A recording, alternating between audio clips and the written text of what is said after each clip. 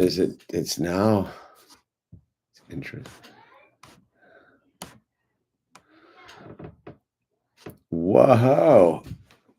Whoa. It's the illusion reporting from somewhere on space ship Earth.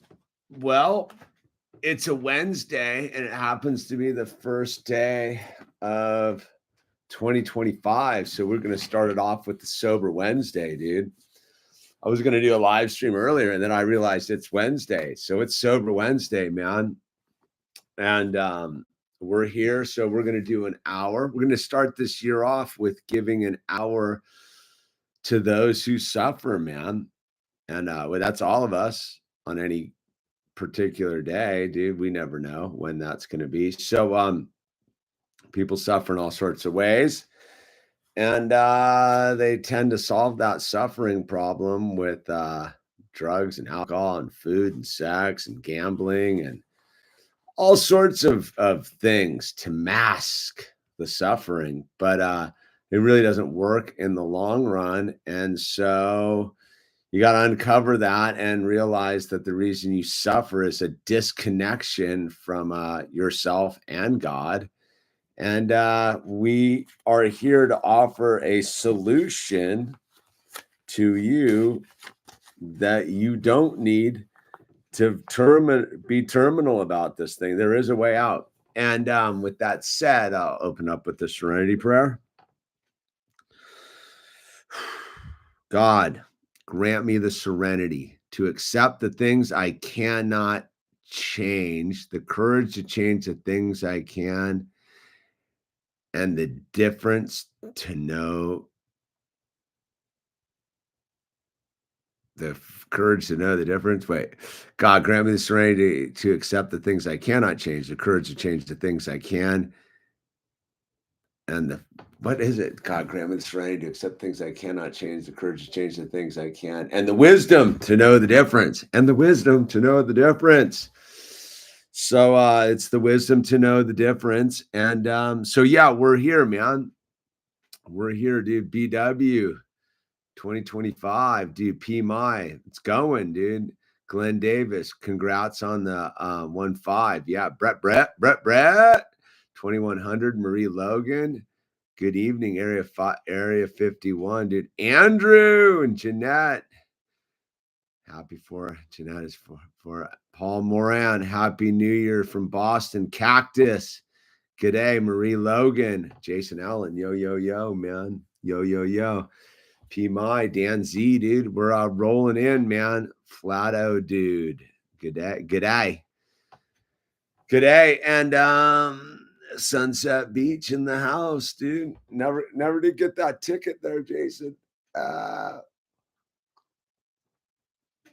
Brandon Reeves, my first Wednesday live chat, sober since May 28, 2020. Good for you, dude. Brett Barnes, Ryan. Hello, Governor. Hobo Pro, dude. It's time, Jason Allen. Yeah, we're all tuned up, dude. We are all tuned up for the game, dude. La Conchita from the Loyal Tangle, dude. La Conchita, dude. Bam, dude. Watch out for falling cliffs. And all right, so yeah, here we are on the first Sober Wednesday of 2025. 15 years sober today, dude. Who would have thunk? 15 years of sobriety under my belt. And it's been glorious. It's been hectic.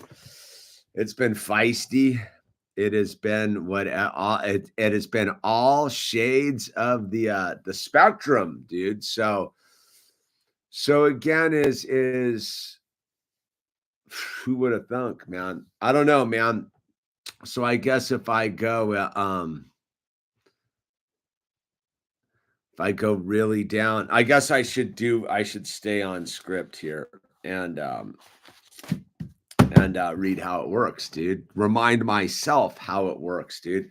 All right, so this is the we read chapter 5 from the big books, Alcoholics Anonymous, during Sober Wednesday. We are not affiliated with any AA in any way, shape, or form. We are here to share a path forward. And what we're doing with that is oh, look at Ryan Lyon gifted 20 high frequency tribe memberships. Wow, dude. Ryan Lyon, dude, that's fantastic, dude. Thank you. And yes, that's super cool, dude. Bam, dude. Ryan Lyon coming in hot, dude. Rarely have we seen a person fail who has thoroughly followed our path. Those who do not recover are people who cannot or will not completely give themselves to this simple program. Usually men and women who are constitutionally incapable of being honest with themselves. There are such unfortunates. They are not at fault. They seem to have been born that way. They are naturally incapable of grasping and developing a manner of living which demands rigorous honesty. Their chances are less than average. There are those too who suffer from grave emotional and mental disorders, but many of them do recover if they have the capacity to be honest. Our stories disclose in a general way what we used to be like, what happened, and what we are like now. If you've decided you want what we have and are willing to go to any length to get it, then you're ready to take certain steps. At some of these we balked. We thought we could find an easier, softer way, but we could not. With all the earnestness at our command, we beg you to be fearless and thorough from the very start. Some of us have tried to hold on to our old ideas, and the result was nil until we let go absolutely. Remember that we deal with alcohol, cunning, baffling, powerful. Without help, it is too much for us. But here it is. There is one who has all power. That one is God. May you find him now. Half measures availed us nothing. We stood at the turning point. We asked his protection and care with complete abandon. Here are the steps we took, which are suggested as a program of recovery. 1, we admitted we were powerless over alcohol, that our lives had become unmanageable. 2, came to believe that a power greater than ourselves could restore us to sanity. 3, made a decision to turn our will and our lives over to the care of God as we understood him. 4, made a searching and fearless moral inventory of ourselves. 5, admitted to God, to ourselves, and to another human being the exact nature of our wrongs. 6, we're entirely ready to have God remove all these defects of character. 7, humbly asked him to remove our shortcomings. 8, made a list of all persons we had harmed and became willing to make amends to them all. 9, made direct amends to such people wherever possible, except when to do so would injure them or others. 10, continued to take personal inventory, and when we were wrong, promptly admitted it. 11, sought through prayer and meditation to improve our conscious contact with God as we understood, and praying only for knowledge for his will for us and the power to carry that out. 12, having had a spiritual awakening as a result of these steps, we tried to carry this message to alcoholics and to practice these principles in all of our affairs. Many of us exclaimed, "What an order! I cannot go through with it." Do not be discouraged. No one among us has been able to maintain anything like perfect adherence to these principles. We are not saints. The point is that we're willing to grow along spiritual lines. The principles we have set down are guides to progress. We claim spiritual progress rather than spiritual perfection. Our description of the alcoholic, the chapter of the agnostic, and our personal adventures before and after make clear 3 pertinent ideas. A, that we were alcoholic and that our lives could not be. A, we were alcoholic and we could not manage our own lives. B, that probably no human being could have relieved our alcoholism. And C, that God could and would if he were sought. Bam. There you have it. It works if you want it to. If you want it to. And the journey of 1,000 miles begins with one step, dude. Ryan Lyon, thank you for hooking up all these members, dude. That's super cool of you. Making a bunch of members out there, man. It's appreciated. So right, they say when they say the 2 most important days in your sobriety are the day before you got sober and the day you're in. And yeah, I think that's pretty valid. Pretty valid. So the day before and the day I'm in, man. Man, what a long, strange trip it's been, dude. I was thinking about that as I was reading. I was like, when I was 5 years sober is when I had Owl. Like I trip out on that. Like when I was 5 years sober, I had my son Owl, and you think about that, and you're like, I remember being 5 years sober and being like, like this, seeming like I had some time under my, like, that 5 years was a lot of time of life in there, man. If I think about the first year, 5 years of sobriety, those were a pretty sweet spot, dude. I ran for city council, dude. I, I went down to Chile. I went to London. I went to Indonesia. I did a bunch of I started my art career. I began YouTube. I like all these things went down, and then life took a gnarly turn. I got involved with my wife. We had a child. I had a stepdaughter. I had I had a level of responsibility that I couldn't have handled in the first 5 years of sobriety, right? I couldn't have handled what happened in my 5th year of sobriety and my 1st year of sobriety. And I think if I look at this back on 15 years of sobriety, like, so yesterday, I can't get into the specifics, but let me say, me and my wife kind of high-fived because this New Year's was the first real, like, we wrapped up the year at the buzzer. I'll just say we had to do a big infrastructure project here on the ranch and outlay a bunch of dough and all that, and it got finished yesterday, man. It was a pretty radical operation that went down. And then, like, right when I finished that, the FedEx showed up with the parts so I could fix my dryer. And and all of these things, one of them was just a huge problem that only God could. I had to turn it over to God, and it turns out that how that project got solved was just due to me, like, allowing it to be solved, and all the right people showed up, and they were led from one breadcrumb to the next. And sort of the accumulation of it all was the dryer, dude. Like, we have this, an old dryer that came with the house, but it works super good. And the other day it just went bonkers. I didn't trip. I didn't trip. I took it apart. I watched a YouTube video, took it apart, figured out what part I needed. I needed some wheel that disintegrated in there, ordered it up, and I put it all back together, dude. And it started right up, sounding better than ever. And that's where it is now at 15 years of sober is maybe I'm starting to settle in to this lifestyle of sobriety, and and all along the way you settle into different levels of sobriety, right? Like, the day one is the surrender, right? Day one is the surrender,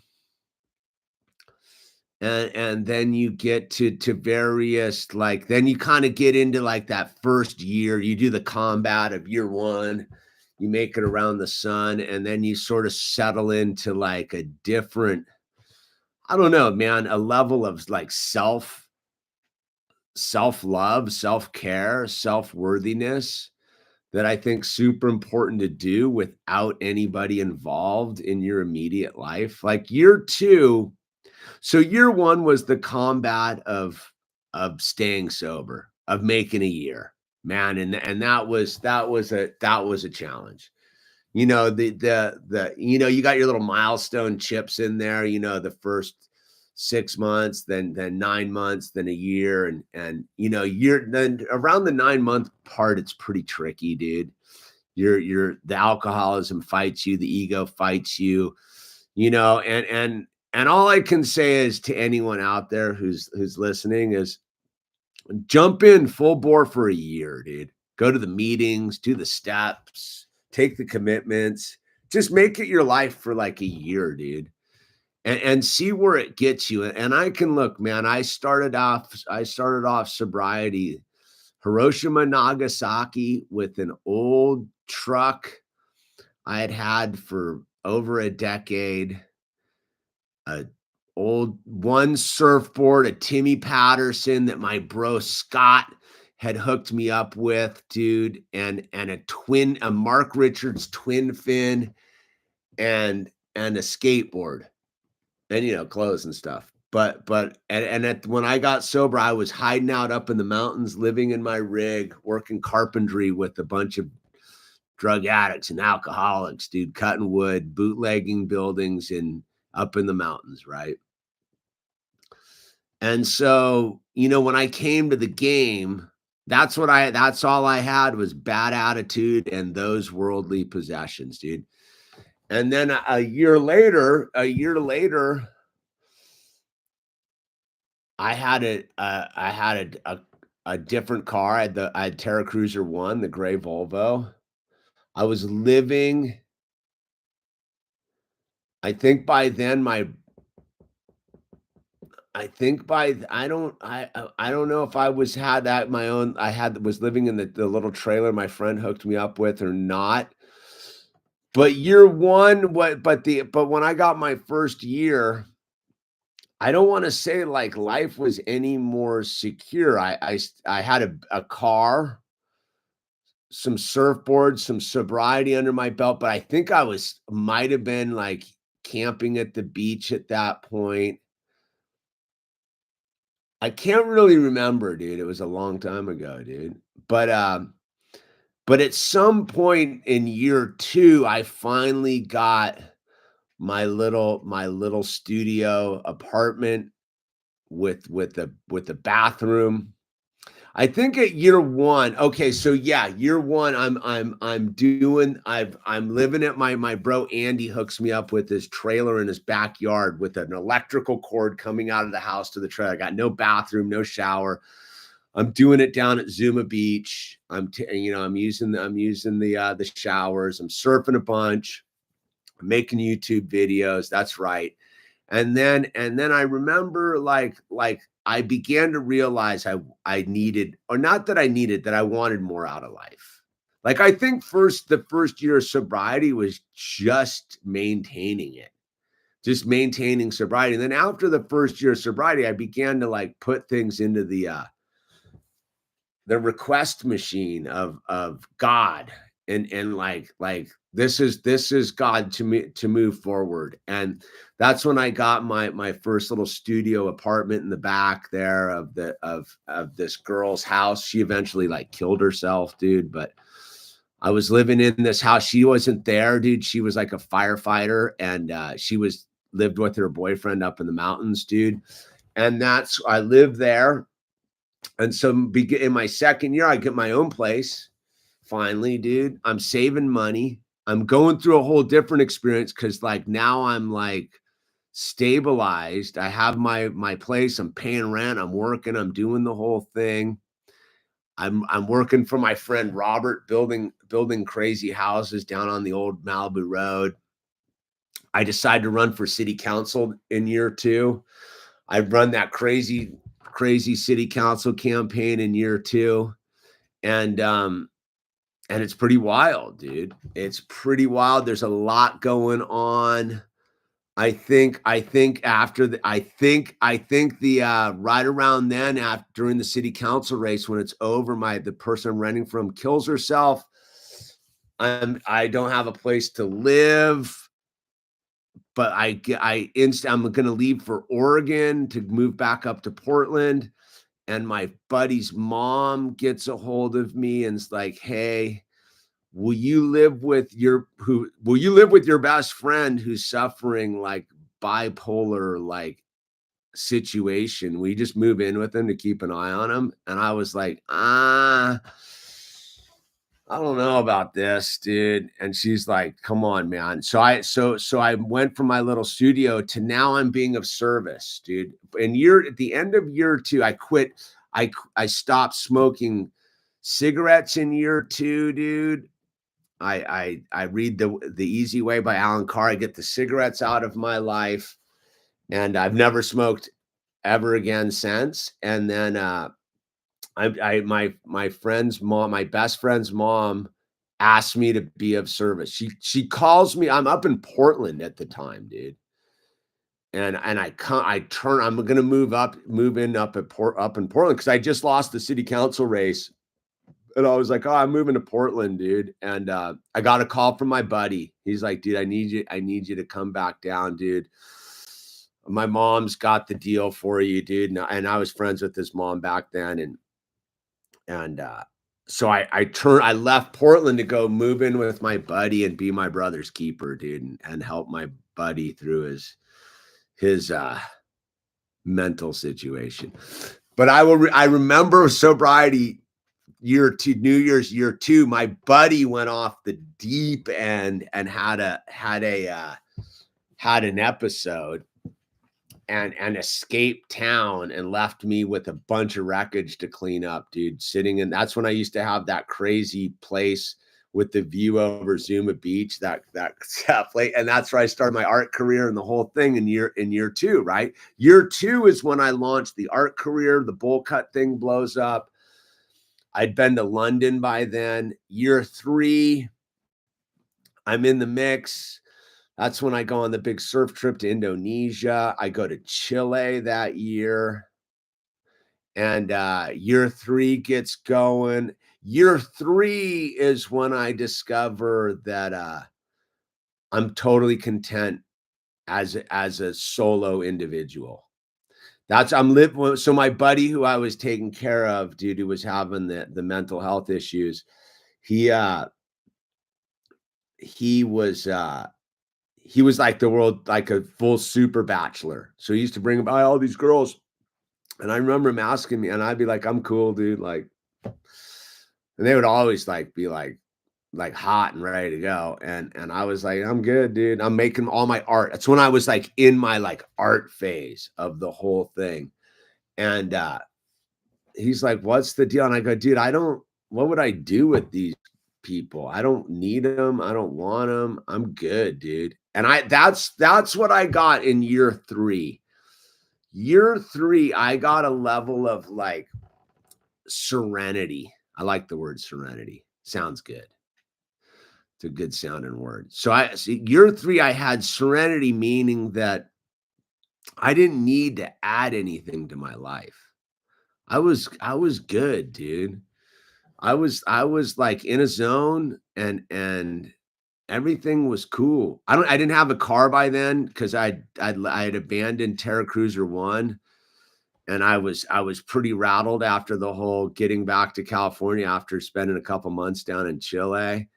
And I got back and I remember just being super content with myself. I remember being down in Chile. That's when I was hanging with all those Australian dudes who were partying and doing blow. And I was their sober dude. And we were cruising the coast looking for surf. And I remember I was sitting in this hostel one night, dude, working on something. And these 2 foreigner dudes were passing through the hostel. And they're like, so you're traveling alone? And I'm like, yeah. They're like, really, dude? Like they couldn't wrap their head around the fact that I was like on a solo traveling mission. They're like, aren't you lonely? And I go, not in the slightest, dude. Like I'm totally like free. I don't have to like, I can hang out with the Aussies, not hang out with the Aussies. I can do whatever I want to do, dude. And I remember trying to explain it to these 2. I think they might have been they were either German or like Dutch or something, man. I remember trying to explain to them like why I was traveling alone, and I was totally content. And that's when like YouTube was killing it, man.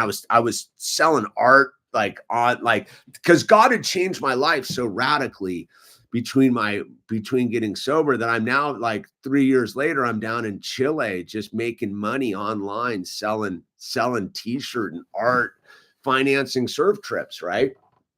And I'm down there and I'm doing my thing and I'm totally content being alone.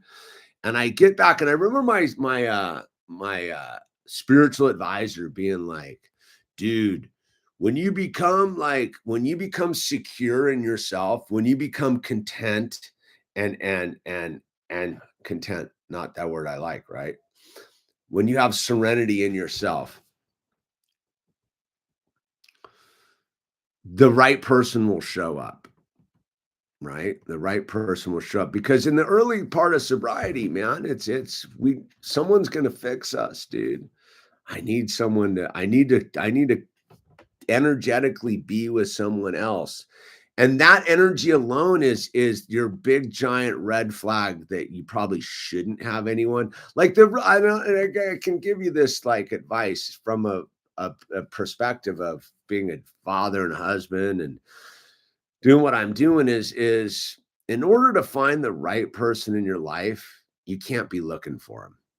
Like that is the secret in sobriety is if you want a like a solid partner in the thing, you can't be looking for them. You can't even want them. You have to be so secure in your own energy field that when they show up, they almost like my wife kind of kick down the door. Like, so I think in year four is when my wife shows up into the program. And I wasn't interested. Not in like that, but I was just super content in my own world, dude. I was just like, dude, that's when I used to have a bike. I was living with my bro at his place, taking care of him. I didn't have any responsibilities because I didn't need to do carpentry anymore because that was the golden era of YouTube. Like I was killing it. I'm like my thing's going on. I'm doing the art. My art's taken off. I'm doing the thing. I'm just being sober guy. I'm just a sober guy, dude. I'm sponsoring people, doing all that kind of stuff. And when my wife showed up, she was like, she kicked in the door. And I was like, all right. Like I knew her. She wasn't like some stranger who showed up.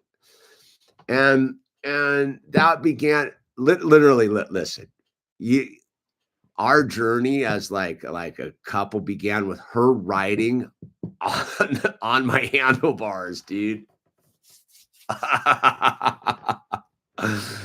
I used to like take her out on my beach cruiser and her riding on my handlebars, dude. That was like the good because she was sober. We didn't care, man. We were super content to like be renegades and doing our own thing. And then life got real interesting real quick. And then, year 5, right? Year 5, that's when I have that's when I move in with my wife and my stepdaughter up to Rainbow Mountain, dude. That's when I get my first credit card, dude. That's when my buddy pulls me aside. So one of my really good friends I met early in sobriety, dude. My really good buddy, dude.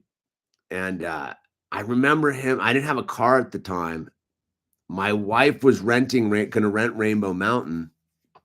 And he's like, look, dude, I'm lending you the money and you're going to go buy a car. And I'm like, dude, what do you mean? He's like, dude, you got to have a car, bro. And so my buddy lent me $4,000 and he's like, go buy a car, dude. So I went back to the sober car dealership. I got another Volvo station wagon, Terra Cruiser 3, because Terra Cruiser 2 I left abandoned. I had it for like a week. It was like a Subaru. My buddy sold me for $500. The engine blew up and whatever. But so Terra Cruiser 3, dude, I bought the Volvo wagon, the updated one. My car got nicer. I'm hanging out. And then it just becomes like somehow I'm moving into Rainbow Mountain with my soon-to-be future wife and my stepdaughter. And yeah, life got real complicated, dude. And then somewhere in that period of year 5 is like, hey, you're having a child. And I gotta say, like at that period is the first moment I couldn't run from life. Like 5 years of sobriety later, like that was the test, was like, you don't get to run. And what I'll tell you, I always tell that story was that was when I got into that crazy like altercation down at Zuma Beach where my bro snaked me and I got super pissed and I went in to change out of my suit, and those dudes pulled up and were like, "Are you leaving?" And I lost my mind on them because they wanted my parking spot, and we like beefed out, and I went so crazy on these 4 dudes, they like left the beach because I was like, "I'm gonna burn your car down," and I was super crazy because I was now living with this gal and my stepdaughter and up in the mountain, and it was a bit much, dude, because I had a bunch of spiritual work to do. Right? Like the next level of spiritual work and personal work and work had to be done. Then that's the stuff that you don't get to do solo. Like not solo work, like intermingling mirrors work. Like, who are the other people reflecting back at you and what are they reflecting and all that kind of stuff. So that was super gnarly, dude, and it was super intense. And that's when I started going to a whole different style of AA meetings that just focused on the first 3 steps called prime time. And I remember my buddy was like, "You got to go to prime time." This was my spiritual advisor, Joe. And I was like, "Dude," and he's like, "It's over in the valley somewhere, dude." And I'm like, "On the other side of the 405. And I'm like, "Dude, what are you talking about? I'm going to try." He's like, "There's traffic." And he's like, "Are you sure? Are you sure?" And that's when I go and I realized that the genius of God had made it so there was no traffic in this weird window of going east on the 101 at like 6:30 at night. There's like never any traffic, and I'd go to this thing and be right on the other side of the 405. So I had no traffic. And John Harp, dude, thank you, welcome. And I got there and I started doing this other AA thing where you'd focus on the first 3 steps. Is where I needed to be, dude, because I was like, I needed to focus in it. And it was all about what the solution is and what alcoholism. And I met a whole different crew there. But doing that is like when I started to do that work again is when my wife was like, "Can we meet down at the beach?" And you have to understand is so this is year 5, right? "Can we meet down at the beach?" Like my wife is not a beach person, though she's a beach person, but she's not a beach person, dude. Right. And so I was like, "Oh, it's weird to meet me down at the beach." And this is like one of those ultimate moments of sobriety, dude.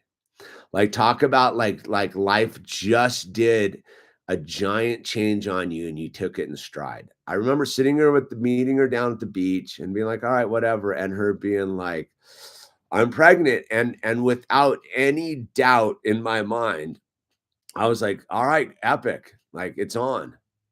Like there was like no like, "Oh no," or what am I gonna do? It was like, okay. And and and why was that moment so clear and so black and white, if you will? It was obvious. It's because I'd already put in 5 years of sobriety, dude, working on myself, working on all of it, dude, working on being going to meetings, man, like doing the dance, like picking up the phone and calling my sponsor and being like, I'm crazy and talking to him about what my next plans were. And him being like, "That's stupid, dude. Like, what do you mean, bro?" Because right before like when I called him that day at the beach when I was going to brawl the 4 dudes and the 4 dudes didn't want anything to do with me, dude. And I called him up. I'm like, "I just like started fucking threatening to kill these dudes down at the beach over a parking spot." And he's like, "Yeah, dude, like what's going on?" And I'm like, "I think I'm bailing and I'm going to Morocco." That was my plan. I was like, "I'm going to Morocco, dude. I want to surf right hand point breaks, dude. I'm going to Morocco, dude. I'm leaving, dude. I'm tired of my future wife and future stepdaughter. I'm going." And he's like, "That's stupid, dude. I mean, you can go, but that's dumb, bro. Like, don't you have an obligation to the stepdaughter? You're and the whole thing." And because like that was the weird thing of like maybe only those who know will know is when you enter a stepchild's life in a relationship, like they pick you, dude. You got to go through them first. And so me and and I'd known my daughter slash stepdaughter since she was like little, dude. So, so to have abandoned ship at that point, the bad energy wouldn't have been from my future wife. It would have been abandoning this girl who had chosen me to be her like stepdad. And so I remember my spiritual advisor kind of filling me in on that, being like, look, dude, like you can go to Morocco, you can go do that, but you're never going to be like clean on leaving the little girl behind up on the mountain, dude. And I'm like, fuck, dude. Gotta be kidding me, man. Like, really? He's like, yeah. And that's when he was like, come meet me at this meeting. And I'm like, dude, but the traffic. And he's like, dude, let God clear. I remember him being like, and he knew what was going on, but I remember him being like, let God clear the traffic for you, bro. Just surrender, bro. And I remember I got on the thing and I got on the thing and I was like, oh, there's like me being like still like that. I was like, oh my God, it's a miracle. There's no traffic today. Little did I know it was just some weird anomaly in Los Angeles traffic where God had made this path for me, dude. But I was like, but the thing was like, I started going to these meetings and changing up my sobriety again. And about 3 weeks later, that's when I met my wife down at the beach. And she's like, we're pregnant. And I'm like, all right, man. And so boom, that's year 5, man. Year 6, I have the child, Owl, my guy.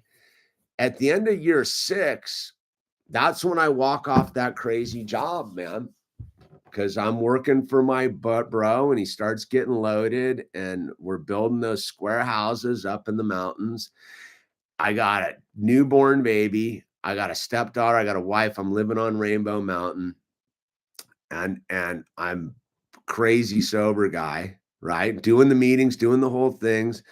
I'm up there. I'm sole provider because me and my wife agreed that she was going to breastfeed and take care of the child and do the thing. So I'm sole provider. I got the weight of the world on me.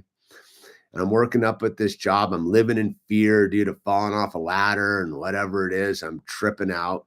And this day comes where it's like my boss is like getting loaded and I walk off the job. I'm infamous for like, it's time to go guy. And we're way up in the mountains. I walk off the job.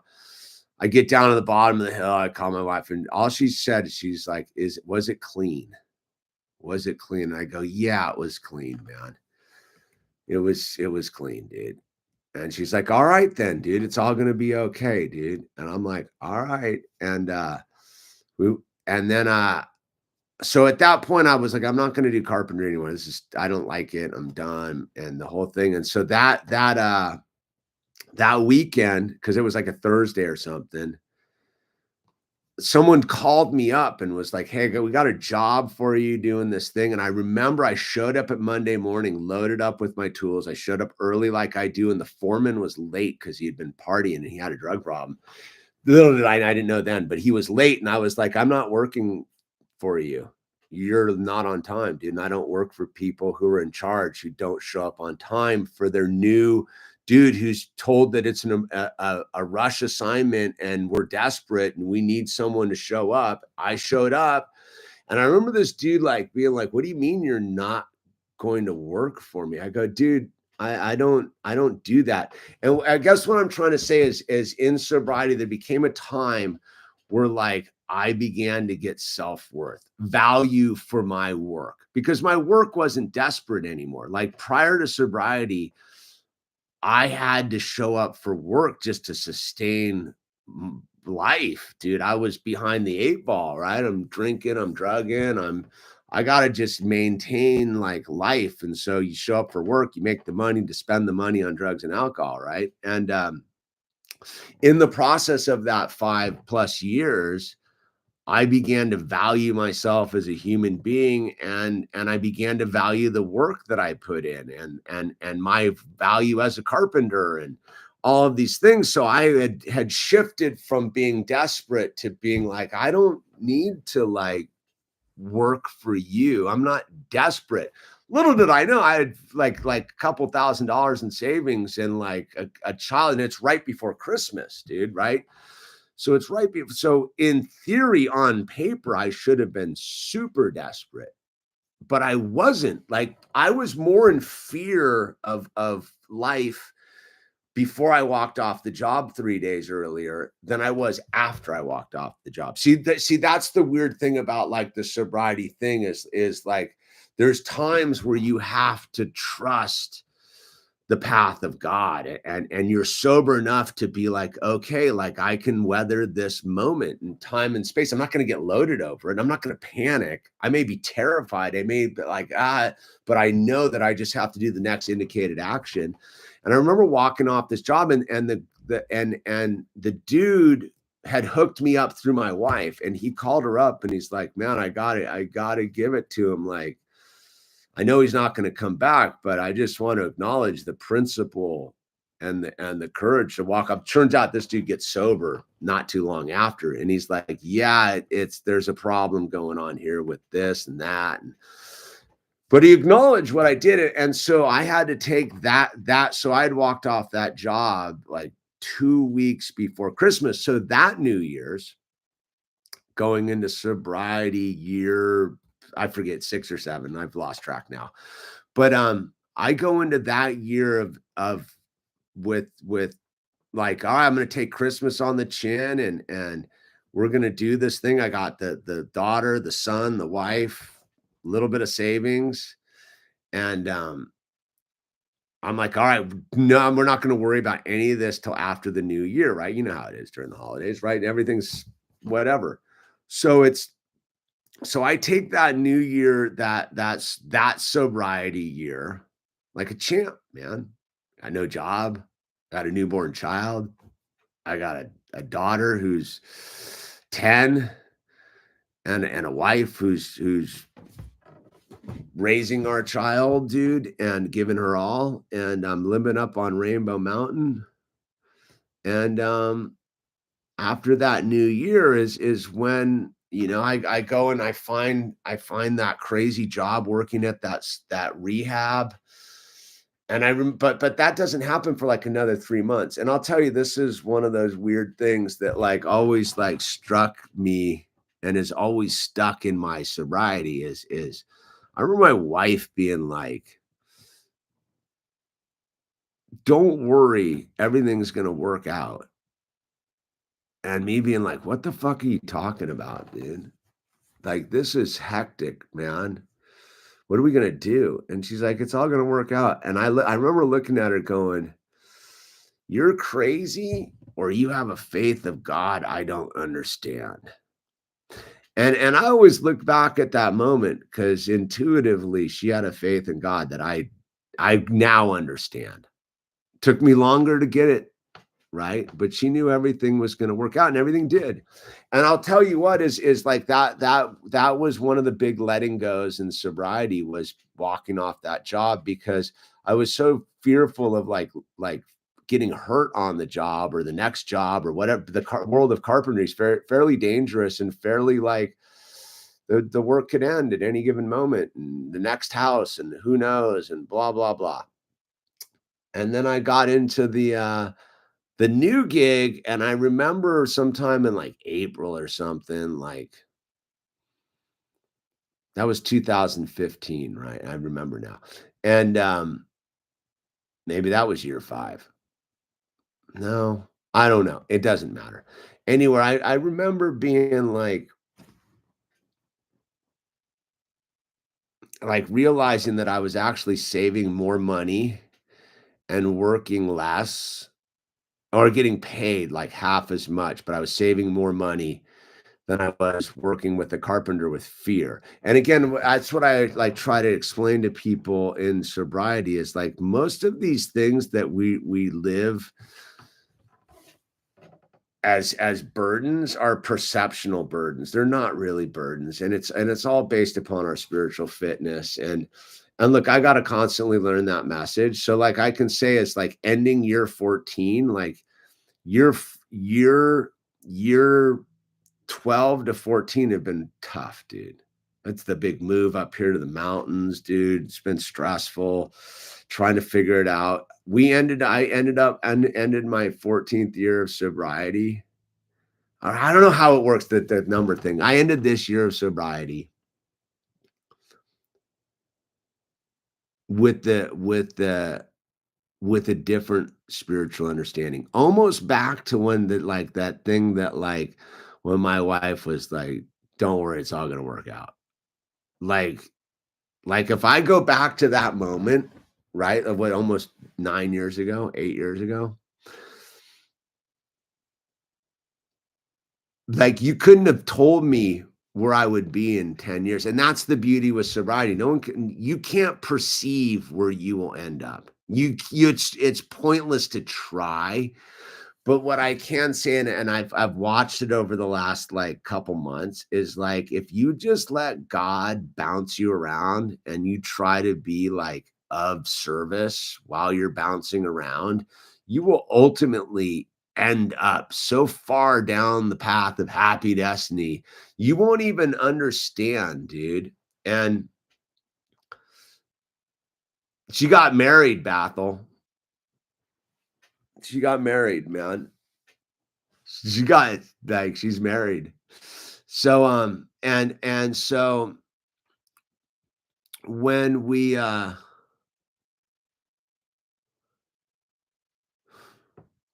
get to this place, I can look back at it now. It's like, yeah, there's a certain blur to it. But today, spiritually speaking, this day that I'm in today, January 1st, 2025, is really no different than January 1st, 2010, except that I don't have any concept of drugs and alcohol being anything to do with my life. And I have a lot of information that I didn't have 15 years ago. And so I can sit back and be like, the life has gotten big, problems have gotten equally as big. And the answer is still the same, is to turn your life and your will over to the care of God of your understanding. And if you can do that, you can handle anything. And it's all about the next indicated action of just putting one foot in front of the other, man. And it doesn't matter how big it happens. And this is what I can assure you, like I can add, like I shouldn't say I assure you, dude, because that's making an ass out of you and me, right? But no, that's assume. So we're not going to assume, dude. But I can tell you this: along your path of sobriety, you only will get problems that are manageable in the path of your sobriety, and it's due to just the limiting nature of where you are in your sobriety, right? Like in the beginning, like sobriety's pretty gnarly, but it's pretty simple problem wise. Like it's just maintained. Yeah, and 15 years later, like you get 15 years of sobriety problems, dude, like gnarly ones. And but the solution is still the same. The solution is exactly the same today, 15 years of sobriety as it was day one of sobriety. Be of service. Having had a spiritual awakening as a result of these steps, we try to carry the message to alcoholics and practice these principles in all of our affairs. That's it, man.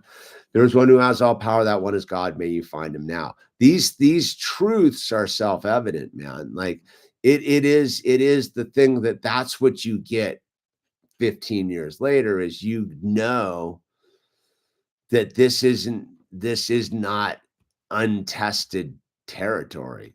Like at this point, like I can rely on everything that I was like, all right, I gotta fake it on day one. Like, really? All right, man. Like, sure, whatever you say. Like 15 years later, dude, I can look at it and be like, yep, everything those dudes told me, Joe and David coming in the door, has proven to work. Now, I got a lot of people like that'll tell me they don't go to meetings, they don't like it. And again, I will tell you, if you want to get sober, I mean, you do it any way you want, but if you want to get free, of it all. And freedom is not that your life becomes like problemless or seamless, or freedom is the ability to stand in the problem and not panic or run away. Like that's the freedom. That is what freedom is self-worth, self-value, the ability to know that you can get through it. Yeah, and you might lose your mind along the way and you correct on it. And there's my brother David Bruin right there, dude. That dude knows me. That dude saw me on my last gnarly pickle ever, dude. And so did Joe, but Joe has passed away gracefully, dude. Like without David and Joe, dude, none of this is possible. And someone else gave them the gift too. And listen, what I will tell you is what those dudes said to me, dude. They were willing to do anything to help me get sober if I was willing to do anything to get sober, dude. And what they told me, because I was willing to do it, is you're going to go to meetings, you're going to get commitments, you're going to take chips, you're going to raise your hands, and that's what you're going to do, dude. And because you're doing that, you're no longer going to like pick up drugs and alcohol, and you're going to instead pick up the telephone and you're going to make phone calls and you're going to call us and you're going to tell us your crazy plans and you're going to argue with us and we're going to get into conflicts and the whole thing. But we're sober brothers, dude. And that's part of the journey, dude, is this thing. And so when people tell me they don't want to go to the meetings and they don't want to get a sponsor and they don't want to do AA and all this kind of stuff, I don't know, man. I don't know how you do it, dude. I don't know how you get this far down the path without that. Yeah, at 15 years of sobriety, like God has given me this to do. Like, do I go to meetings a lot? No, not much, not like I used to in the first 5 years. And it's not because like I've closed the door. Not, dude, when I was up in Santa Cruz, I went to a meeting every night, dude, because I was like, dude, when I was down in surfing down in Rincon, dude, the other day, I checked the meeting schedules, dude. If there had been a meeting that even remotely in my window, I would have hit it up, dude. Because the one thing I know for sure is it's not about me anymore. It's about the other people, dude. And I am grateful as a dude who doesn't like to join things. Look, I'll be perfectly blunt. On a superficial level, can't stand AA. I can't stand going to meetings. I can't stand the whole process. On a real spiritual level, I'm super grateful that I can know the difference. And I go to AA and I do the stuff and I did the stuff and I got the sponsor and I did the work, because left to my own devices, I'm not here with a child, a home, a ranch, a wife, daughter. I don't have any of it going on. I don't have this. I don't have YouTube going on. I don't have any of it going on, dude. But the thing that the grace that I received was that somehow I never was like, I'm not going to do that. I didn't want to do it. I hated it, dude, but I did it, dude, because those dudes proved it to me. David and Joe proved it to me right from the get-go. They weren't going to do anything they weren't going to have me do anything they didn't do. And they were laughing, dude. I remember I remember day 3 hearing the laughter and just being like, I want to laugh about stuff, dude. Like, I don't know what those dudes are laughing, dude. And listening and sitting there by myself and just hearing them laugh in another room and being like, dude, I want some of that. And I got some of that. And exponentially more. But the thing that I will tell you, dude, is I didn't do it on my own. There is no part of my sobriety I've done on my own. None of it. I have been to, thank you, Cactus. I have been 100% reliant on other human beings. And I'm an independent, like, pride dude. Like, but I know enough to drop the pride. Like, I know why pride is a sin.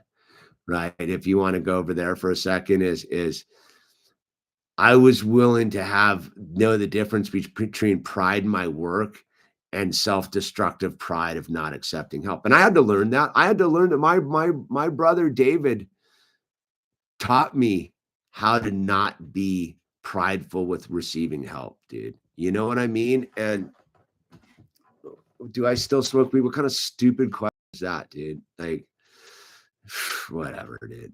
It's it becomes this thing, and where like once you know the deal, you understand that it is a team sport. That you can look, you can abstain from alcohol and drugs, dude, and do that. But are you really sober? Because sobriety is about being of service to other people and being willing to let people be of service to you. Listen, man, I will tell you, dude, that the rub is the most selfish thing you can do as a human being is not let other people help you. It is to deny them a gift, man. And it took David and Joe teaching me that no, that the gift is to let them help, is to allow people to help you, dude. So when you don't ask for help, it's just a selfish act. And that's what you learn getting sober is by asking people for help, you're allowing them to be of service. You're allowing them to add value to their life. And that's what this whole thing's about. It's about valuing each other's lives. It's not about like not drinking alcohol and taking drugs. Like that's the tiddlywinks part of it all. No, it's about the value of each other's lives. It's about understanding that when you're sober, your primary purpose is to be like a lifesaver, dude. You're no different. Like a sober person in the world of drugs and alcohol is no different than a firefighter or a Coast Guard helicopter or a lifeguard at the beach or a lifeguard at the pool. Like we're trained to go into treacherous oceans and dangerous waters and go fish our fellow brothers and sisters out of the murkiness of drugs and alcohol to bring them onto the dry shore. And it's up to them to stay on the dry shore with us. And I can tell you from my 15 years of experience, man, that like most people jump back in the dangerous ocean and go and drown, dude. It sucks, but that's their problem. I've done my duty, dude. And any day that I can sit here and retain my sobriety day one more day is to honor David and Joe, who went out of their way to like pull me out of the water, dude. Like those dudes pulled me out of the fucking raging ocean of insanity, dude, and got me onto dry land. And I stayed on dry land. And the more I stay on dry land, I realize like it adds value to their lives, dude. Because I've helped people onto the dry land. My buddy Andy out there in Ohio, dude, with his daughter, dude. That dude stays on dry land with me too, and it adds value to my life, dude. And that dude adds value to, again, David and Joe's life, because whoever brought them onto dry land, we all add value to their life. So if you want to add value to people's lives, like be a sober team player, dude. You can be an abstainer over in your living room by yourself, and I don't join and I don't do that. But like I can tell you from 15 years of doing this thing, that is boring and lame and selfish, dude. If you want the excitement, dude, you got to get in the game, man. And you got to get in the game with the team, dude. So that's it, Ryan. All we do is today, man. That is right. I don't know about tomorrow either, brother. Tomorrow's never going to come. That's the irony of that statement is once you understand that too. Yes, D. My brother David Brune, I love you, bro. Oh, what a man, right, dude? Who knew, man? Who knew that stop for milk that one night was going to have all this in it, dude? So right on, Carooster. With that said, we're gonna wrap it up here, dude, with our hour. I just want to remind there is a solution. You can call, you can look on your computer pretty much wherever you are in the Western world, AA central office with your town or city or municipality in it, and you're gonna get a list of meetings and a number, and just call those numbers, ask for help. And if you're suicidal, and that's like our thing is, please call someone, dude. Do not take your own life for whatever seems like an insurmountable problems. We've all been there, dude. I'm not gonna be one to sit here and be like, it's a dumb thought. No, we've all like many of us have had that thought, and that thought was just a thought. It wasn't true. And I know many people have chosen to take their own lives, and it didn't solve the problem. It just left us with a void, right? So please call the suicide prevention number, which what is it? 911. I always it's a 3-digit. Is it 9611? What is it, dude? I forget. Thank you, Ryan Lyon. Thank you for making a bunch of members tonight. That was super cool of you. And Lifeline in Australia from Cactus is 131114. And in the United States, it's 988 text, man. And listen, dude, your life's valuable, dude. And sometimes you got to just lean in on someone and just get through the storm, dude. So with that said, man, let's have a fantastic 2025. And let's keep each other like on dry land, man, and help those who want to get to dry land, get on dry land. And let's do this thing. I appreciate each and every one of you who has kept me going. Cause like I'll say on this, dude, this platform and what I've done here has been one of my lifelines, and it gives me purpose and value.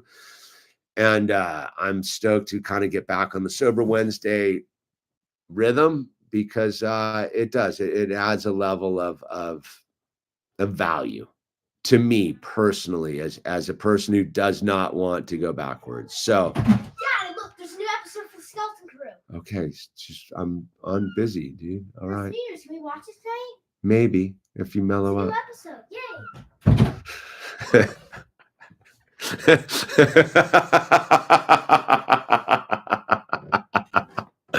There you go, man. And he's fired up. New episode of Skeleton Crew tonight, dude. All right.